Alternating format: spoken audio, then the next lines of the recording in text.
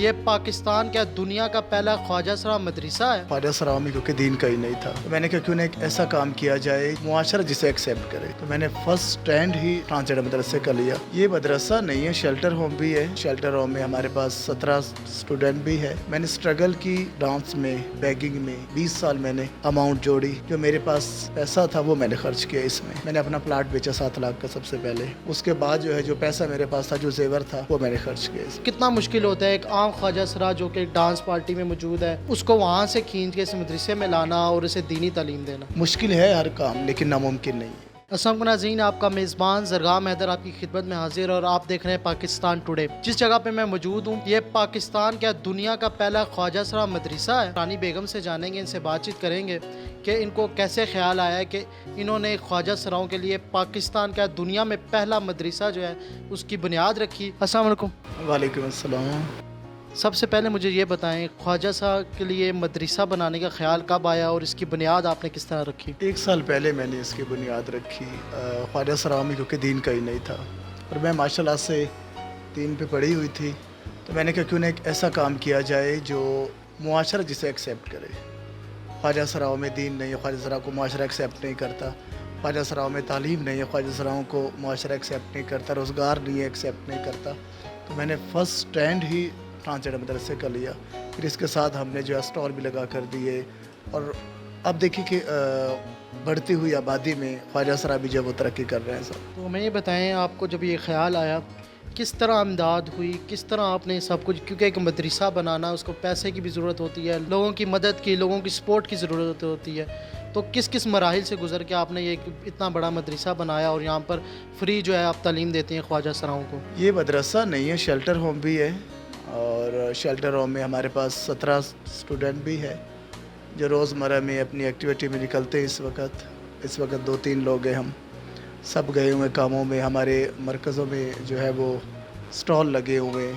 میں نے اسٹرگل کی، ڈانس میں، بیگنگ میں 20 سال میں نے اماؤنٹ جوڑی۔ جو میرے پاس پیسہ تھا وہ میں نے خرچ کیا اس میں، کیونکہ اگر آپ اس طرح کے سٹینڈ لیتے ہیں تو ڈیفینیٹلی آپ کے پاس پیسہ بھی ہونا چاہیے۔ میں نے اپنا پلاٹ بیچا 7 لاکھ کا سب سے پہلے سٹینڈ میں ہی۔ اس کے بعد جو ہے جو پیسہ میرے پاس تھا، جو زیور تھا، وہ میں نے خرچ کیا اس میں۔ اچھا ہمیں یہ بتائیں، آپ نے کہا کہ میں نے بیگنگ بھی کی اور ڈانس اور کلچر، ہمارے معاشرے میں دیکھا جاتا ہے تو خواجہ سراؤں کو اس نظر سے دیکھا جاتا ہے کوئی ڈانس کسی فنکشن پہ ناچ گانا کر رہے ہیں یا وہ بھیک مانگ رہے ہیں، اس سے اپوزٹ سائڈ پہ آپ انہیں لے کر آئیں مدرسے کی طرف، دین کی طرف آپ لے کر آئیں، رجحان آپ اس طرف، تو کتنا مشکل ہوتا ہے ایک عام خواجہ سرا جو کہ کسی جگہ پہ ڈانس پارٹی میں موجود ہے یا کسی جگہ پہ جو ہے وہ ہاتھ پھیلا رہا ہے، باہر بیگنگ کر رہا ہے، تو اس کو وہاں سے کھینچ کے اس مدرسے میں لانا اور اسے دینی تعلیم دینا؟ ہم نے پہلے ہی سٹینڈ میں کھانا پینے ان کو دینا شروع کر دیا۔ اس کے ساتھ ہم نے روزگار دیے ان کو، اب ماشاءاللہ سے وہ پیسہ کما رہے ہیں۔ مشکل ہے ہر کام، لیکن ناممکن نہیں ہے۔ آپ جو ہے وہ دینی سائڈ پہ بھی ہیں، اور اس وقت پاکستان میں جس ٹائم اس وقت میں آپ سے بات کر رہا ہوں تو ایک سسٹم جو ایک ایکٹ آیا ہے پاکستان میں، اس کے بارے میں بات چیت ہو رہی ہے، بہت سوشل میڈیا کے اوپر اس چیز کی دھوم ہے، تو اس بارے میں آپ سے جاننا چاہوں گا جو ٹرانسجنڈر ایکٹ آیا ہے اس وقت، اور کئی لوگ اس کے حق میں بھی ہیں اور کئی اس کے مخالف بھی ہیں، آپ اس ایکٹ کو کس طرح دیکھتی ہیں؟ دیکھیں، دینی ٹرانسجنڈرز، میں اسلام پہ بات کروں گی، اس ایکٹ میں ہے کہ 18 سال کی عمر میں آپ کو فیلنگ کا اندازہ ہوتا ہے، اور پھر آپ اپنی مرضی سے اپنا جینڈر لکھوا سکتے ہیں۔ آپ فیمیل بھی لکھوا سکتے ہیں، آپ میل بھی لکھوا سکتے ہیں، آپ ٹرانسجنڈر بھی لکھوا سکتے ہیں۔ یہ چیز غلط ہے۔ فیلنگ تو 4-5 سالوں میں ہی سٹارٹ ہو جاتی، بندے کو پتہ چل جاتا ہے۔ اب 18 سال کی عمر میں آپ کوئی بھی جو ہے وہ عورت بن جائیں، مرد بن جائے، خواجہ سرا بن جائے، کیا یہ اسلامی قانون کے خلاف نہیں ہے؟ کیا یہ اسلام کے خلاف نہیں ہے؟ اور دوسری سب سے بڑی بات یہ کہ اگر کوئی خواجہ سرا، آج تک میں نے خود خواجہ سرا ہو کر نہیں دیکھا کہ خواجہ سرا کی بھی کبھی شادی ہوئی ہے مرد سے، ایسا نہیں ہوا، تاریخ میں کبھی ایسا نہیں ہوا، آپ تاریخ دیکھ لیں، نہیں ہوا ایسا۔ اب ہمارے اسلامی قانون نے اس کی اجازت دے دی ہے کہ اب خواجہ سرا بھی خواجہ سرا سے شادی کر سکتا ہے، وہ مرد کے ساتھ خواجہ سرا جو ہے وہ شادی کر سکتا ہے۔ یہ تو پھر قوم لوط ہوئی نا۔ یہ ایکٹ جو ہے مجھے قوم لوط کی یاد دہانی کروا رہا ہے۔ حکومت تو یہ کہتی ہے کہ ہم نے جو ہے یہ ایکٹ بنا کر خواجہ سراؤں کو حقوق دینے کی کوشش کی ہے، انہیں یہ ان کا آئی ڈی کارڈ جب بن جائے گا تو اس سے یہ ہوگا ان کے لیے نوکری کے مواقع پیدا ہوں گے، وہ آگے ایجوکیشن کے مواقع پیدا ہوں گے، تو اس نظر سے گورنمنٹ جو ہے وہ اس نظر سے دیکھ رہی ہے اس ایکٹ کو۔ دوسری طرف اگر آپ اس ایکٹ کو دیکھ رہے ہیں تو آپ دوسری نظر سے دیکھ رہے ہیں کہ اس میں جو ہے اجازت دے دی گئی ہے اپنی مرضی سے اپنا جنس جو ہے وہ چننے کی. تو گورنمنٹ کا پوائنٹ آف ویو ٹھیک نہیں ہے کہ آپ کو وہ حقوق دینا چاہتے ہیں کہ جو معاشرے میں اس وقت ٹرانسجینڈر کے پاس نہیں ہے. تھوڑا سا حق تھا ٹرانسجینڈر کے ساتھ. جب ہم لاسٹ میں پیرنٹس جو ہے ہمیں قبول کرتے تھے, ہمارے میت پیرنٹس لے کر جاتے تھے, اس قانون نے, اس ایکٹ نے ہمیں ننگا کر دیا ہے. اور پیرنٹس بھی جو ہے وہ دو تہائیوں میں ہوتے ہیں, سسرال بھی ہوتا ہے, میکا بھی ہوتا ہے. انہی کی وجہ سے ہم گھروں سے باہر نکلتے ہیں. تو کہ ہمیں آپ بتائیں, اس ایکٹ کے بعد تو ہمیں کھلم چھوٹ مل گئی ہے جنس تبدیلی کی. کیا جنس تبدیل میں ٹرانسجینڈر ایسے بھی ہے یہاں پر جو مرد سے زیادہ ریلیٹڈ ہے, ان کے بچے بھی ہیں, ہم نے ان کو جینڈر ایکس دے دیا, کیا وہ اپنے بچوں کا بے فارم بنا پائے گا؟ اور اگر آپ ٹرانسجینڈرس ایکٹ میں دیکھ لیں, ٹرانسجینڈر ایکٹ میں یہ نہیں ہے کہ آپ کی کوئی میڈیکل ہو, میڈیکل بھی نہیں ہے. بہت سارے ایسے ٹرانسجینڈر جن کے جینڈر ایکس ہے لیکن میڈیکل ان کے نہیں ہوئے, وہ مرد ہے. اب مجھے بتائیں کہ یہ کہاں تک یہ ایکٹ جو ہے یا حکومت کے یہ بیانات کہاں تک ٹھیک ہے؟ اس کے بارے سے ہم بات کر رہے ہیں ایکٹ کے حوالے سے.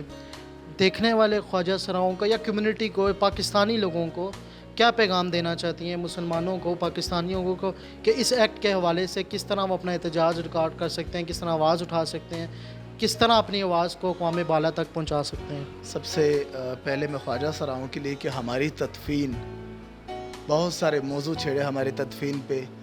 ہماری تدفین کے بارے میں کوئی حقیقت نہیں جانتا, کیونکہ ہماری تدفین حیضہ میل سے ریلیٹڈ ہوتی ہے. ہمیں جو والدین میل کا نام دیتے ہیں بچپن میں, ہماری فیلنگز چینج ہونے کے ساتھ ہم اپنا ہی کلچر میں نیا نیم چن لیتے ہیں. اگر ہم اسی نیم میں رہتے ہیں, ایکٹ میں یہ ہم ایکٹ منظور ہو جاتا ہے اور ہم اس ایکٹ میں رہتے ہیں اور یہ نیم ہمارا ہوتا ہے, تو ہماری تدفین کیسے ہوگی؟ سب سے پہلا سوال یہ. دوسرا یہ کہ عوام کے لیے کہ خدا را ہوش کے ناخن لیں. یہ فساد, یہ کنگا, یہ سب کچھ غلط ہے. 2018 کا ایکٹ میں مکمل طور پر اسے ریجیکٹ کرتی ہوں. ہمارے ساتھ بھی عوام کھڑی ہوں, ہر جگہ پہ اپنی انسانیت کا ثبوت ہے. میں ایک آپ صلی اللہ علیہ وسلم کے دور کی ایک بات آپ کو بتا دیتی ہوں. ایک روایت میں ہے کہ جب جنگ بدر کا اعلان ہوا نا, تو آپ صلی اللہ علیہ وسلم نے اعلان کیا. جب اعلان ہوا تو کافی سارے لوگ اکٹھے ہو گئے, جن میں انصاریوں کی سب سے بڑی تعداد تھی. ایک بڑھیا بھی گھر سے باہر نکل آئی, اس کے ہاتھ میں ایک سٹک تھی. اور جب وہ گھر سے باہر نکلی تو میرے نبی نے فرمایا کہ آپ کی تو 5 بچیاں ہیں, بیٹا نہیں ہے, خامند نہیں ہے, باپ نہیں ہے, آپ کیسے نکلیں گے؟ آپ کا کوئی بھائی بھی نہیں ہے. تو انہوں نے کہا کہ میں آپ پر ایمان لائی ہوں اور آپ کے رب پہ ایمان لائی ہوں. میں یہ نہیں دیکھتی کہ میرے پیچھے بچیاں ہیں یا میرا کوئی نہیں, میرا سب کچھ ہے. جب آپ ہیں, اللہ ہے, تو سب کچھ ہے. تو میرے نبی اس پہ رونے لگ گئے اور آپ نے ہاتھ کھڑے کر دیے ان کے لیے دعا کی. تو ایک عورت میں اتنا کانفیڈنس ہے تو ہماری عوام میں کیوں نہیں ہے؟ ہماری عوام اس کے برعکس کیوں چل رہی ہے؟ اس ایکٹ کے خلاف احتجاجی مظاہرے کیوں نہیں کیے جا رہے ہیں؟ عوام سے میں یہ چاہوں گی کہ پلیز آپ اس ایکٹ کو پڑھیں اور اس ایکٹ کے خلاف اگر کوئی مسلمان ہے کسی کا ضمیر ملامت کرتے ایمان والے, تو ضرور وہ روڈ پر نکلیں. اچھا, جاتے جاتے ایک آخری سوال کا جواب دیتے جائیں کہ حکومت اس ایکٹ کے بارے میں, تو چلیں یہ ایکٹ آپ نے ریجیکٹ کر دیا, کس طرح کا ایک ایکٹ بننا چاہیے کہ آپ کے یا آپ کے ساتھ جتنے خواجہ سرا ہیں ان کو پاکستان کی کمیونٹی میں جو ہے ایک اپنا رول ادا کرنے کا موقع مل سکے, انہیں جابز مل سکیں, وہ معاشرے میں ان کو وہ مقام مل سکے جو وہ حاصل کرنا چاہتے ہیں, جس کے وہ خواہش مند ہیں؟ جیسے ہم نے ادارے بنائے, حکومت بنائے, حکومت مدارس قائم کرے, حکومت ٹرانسجینڈرس کے الگ سے ہاسپٹل بنائے, الگ سے اسکول جو ہے وہ بنائے, الگ سے جابس کا جو ہے وہ کوٹے نکالے. یہ بہتر نہیں ہے؟ اس میں رسپیکٹ بھی ہوگی اور اسلام بھی قائم رہے گا. جی ہاں ناظرین, یہ ہمارے ساتھ رانی خان صاحبہ موجود تھیں, ہم ان کے مدرسے میں موجود تھے اور ہم آپ کو بتا رہے تھے کہ انہوں نے دنیا کا خواجہ سراؤں کے لیے یہ واحد مدرسہ بنایا. ہم نے ٹرانسجینڈر ایکٹ کے اوپر بھی ان کے حوالے سے بات کی جس کو یہ مکمل طور پہ ریجیکٹ کرتی ہیں. اپنے میزبان زرغام حیدر کو دیجیے اجازت. اللہ حافظ و ناصر.